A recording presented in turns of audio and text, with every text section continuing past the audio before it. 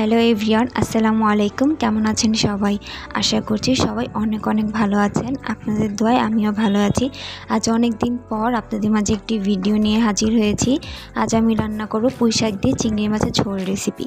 পুরো নতুন আছো তারাও এই রেসিপিটি দেখে ঝটপট রান্না করে ফেলতে পারবে। এখানে আমি চিংড়ি মাছগুলো তেলে দিয়ে দিলাম ভাজতে।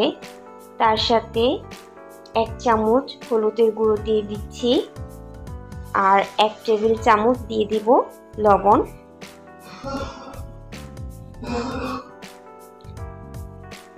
এগুলো দেওয়ার পর এগুলোকে আমি ভালোভাবে নেড়ে চেড়ে ভেজে নিব।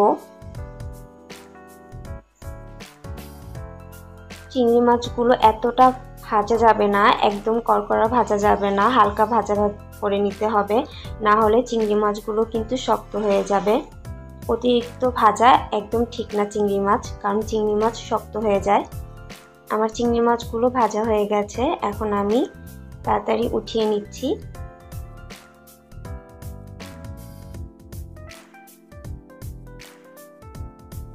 চিংড়ি মাছগুলো উঠিয়ে নেওয়ার পর এখানে আমি 2 থেকে 3টা পেঁয়াজ কুচি করে রেখেছিলাম, সেগুলো অ্যাড করে দিব। দিয়ে এটাকে লালচা করে ভেজে নিব। লালচা করে ভেজে নেওয়ার পর এখানে আমি 1 টেবিল চামচ আদা রসুন বাটা দিয়ে দিব। আপনারা চাইলে আদাটা আর রসুনটা আলাদাভাবে বেটে দিতে পারেন, কিন্তু আমি একসাথে মিক্স করে নিয়েছি। তারপর এখানে আমি 2 টেবিল চামচ হলুদের গুঁড়ো দিয়ে দিচ্ছি আর 2 টেবিল চামচ মরিচের গুঁড়ো অ্যাড করে দিচ্ছি। তারপর 1 টেবিল চামচ লবণ অ্যাড করে দিচ্ছি। দিয়ে মশলাটাকে আমি ভালোভাবে কষিয়ে নিচ্ছি। এই যে দেখুন, মশলাটা ভালোভাবে কষিয়ে নেওয়ার পর আমি হালকা একটু পরিমাণ পানি দিয়েছি।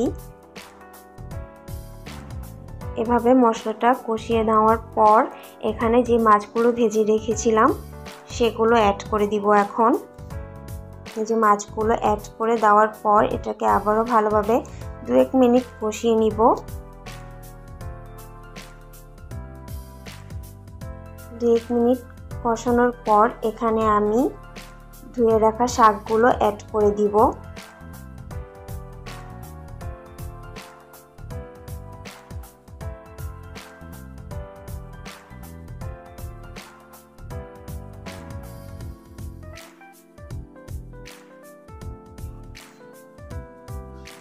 শাকগুলো অ্যাড করে দেওয়ার পর এখন 2-1 মিনিট চুলাটা একটু কমিয়ে রেখে দিব, কারণ শাকের পানিগুলো ছেড়ে দিবে।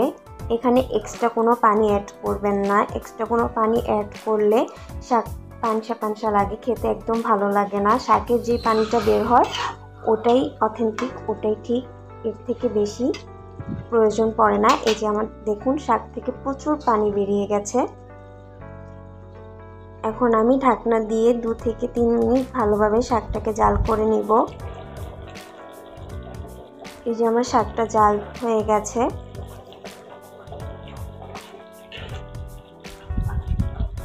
খুব সহজেই এই পুঁইশাকের চিংড়ি মাছের ঝোলটা রান্না করা যায়, আর সময় খুবই কম লাগে। খুব অল্প সময়ের মধ্যে খুব মজাদার একটা খাবার রেডি হয়ে যায়।